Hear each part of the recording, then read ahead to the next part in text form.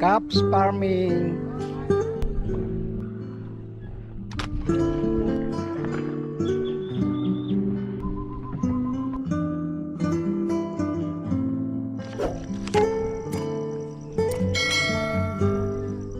Magandang umaga po. So ngayon po ay ipakita ko sa inyo itong ating tanim na singkang, kasi nanubo po yung iba. Kakaroon tayo ng pag-asa kasi nga po ay nabasa na po ang lupa. Hindi po tayo po nababayaan ng Panginoon dahil ayan, kala ko po ay hindi na siya tutubo, kuha nang nasobrahan na po ng init ba. Kaya ako'y natutuwa at nagpapasalamat sa ating Panginoon na tumubo po itong ibang nating mga singkang. Sprayin po natin para at least ay mabilis siyang lumago. Ayan, dahil mahal po ngayon ng singkang, nagsi-50-60 po ang kilo dito sa amin. So baka makakahabol pa po. Yun po yung unang hasik na singkang, dapat ay malapit ng harvestin na yun, no? Yan, yung malagong yan.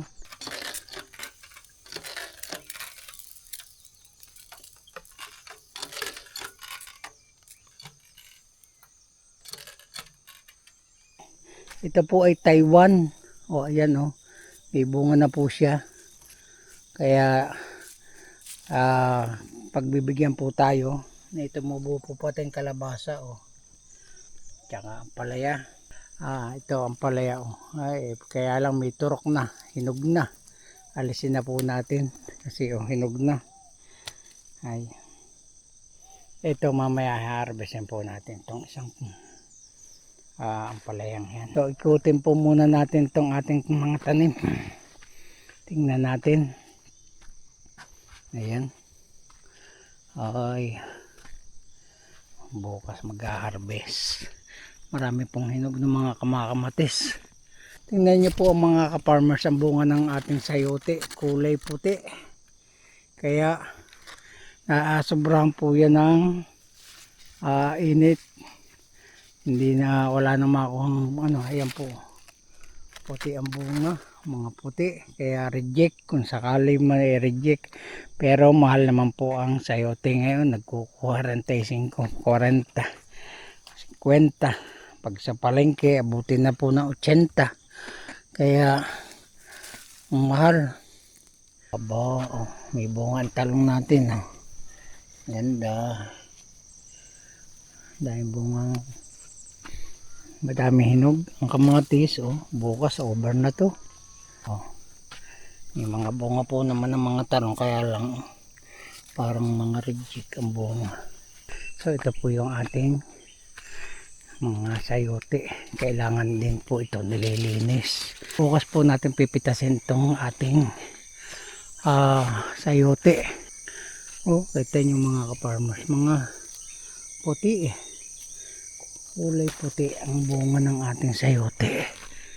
Tumigil po ang pamumunga ng sayote at sobrang init. Sinusurvey lang po natin yung mga bunga tsaka yung ibang tanim. Ito naman po yung ating siling panigang.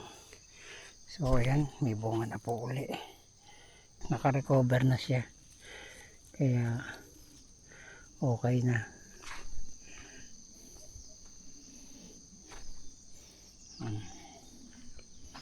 Ito po ay spray na lang natin sa damo ito para mahatamnan ho natin.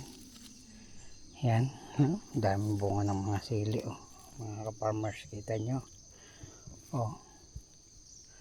Ayan, tanong mga langka po, ayan, daming bunga. So lalagyan po natin ng sako mga ng araw. Yan, marami pong bunga ng ating langka. At meron din pong mga natubong labong. Ayan, labong po, pwedeng gulayin para may pang ulam. Taglabong na po kasi ngayon, at kasi nga po naulan na. Ayun, meron pa sa banda taas.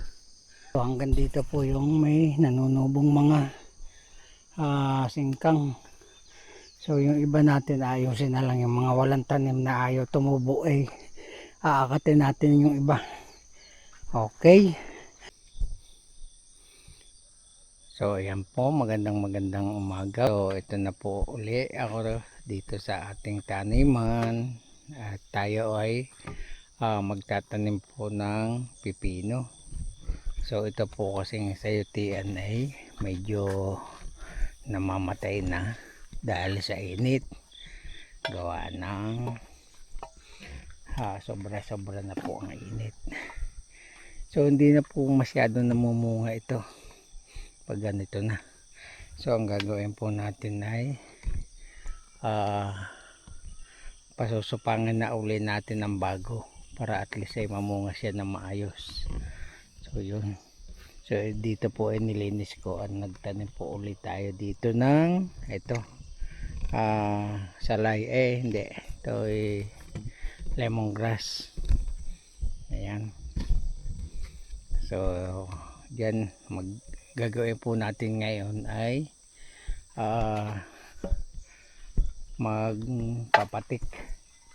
So tingnan nyo po itong bunga ng ating sayote. Sa sobra init, ito na po yung nangyari, sobrang puti. Ayan, puti po ang bunga. Oh, ayan po, maputi. Kaya reject po siya. So yun. So ngayon po ay umulan na kahapon. Bali 2 days na pong naulan, kaya medyo nabasa na ang ating taniman. So mag-start na po tayo magpatik para makatanim na rin po tayo ng pipino.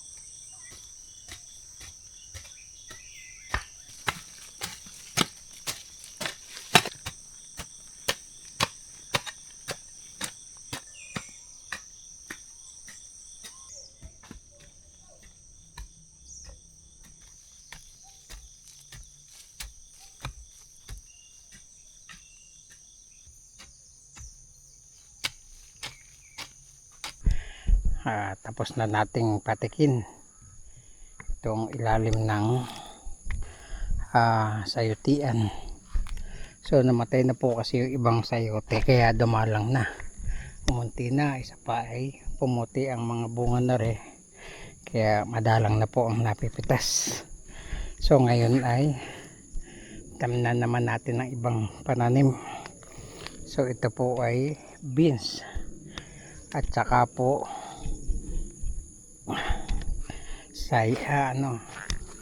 pipino. Beans po at pipino. So ito po yung pipino, ayan, at ito naman po yung beans. So alternate po yung gagawin natin para sumara sa isa ay meron pa pong isa, kaya yan, sa isa ang gawin natin, isa lang.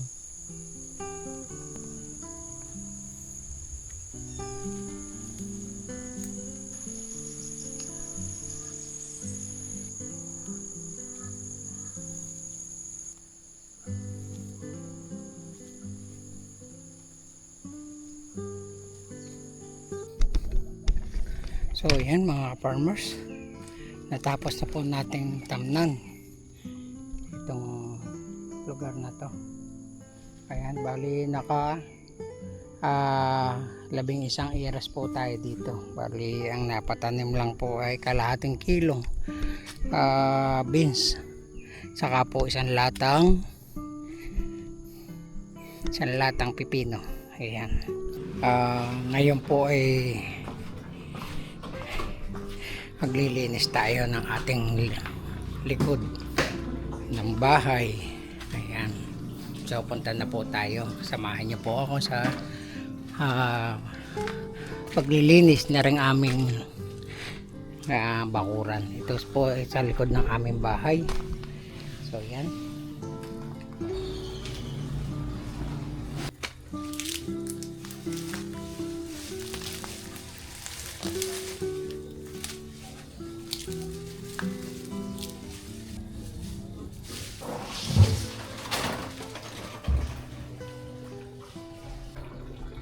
So yan mga ka-farmers, tapos na po.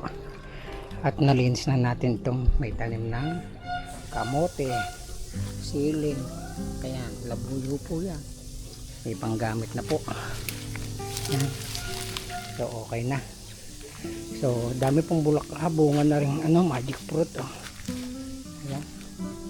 Mapulang-pula na. Oh. Ayan. Magic fruit. Okay. Tsaka pandapandanan, papaya, sayote. Ayan. Malapit na pong bumunga ang sayote. Kasi nagapang na po. Pati po papaya may buko na yun. No? Yun. May malunggay din. Ayan. Hindi na ho tayo nangihingi at nagtanim na po tayo. So yun. Ayan. So marami pong salamat sa inyong panonood at suporta. God bless po.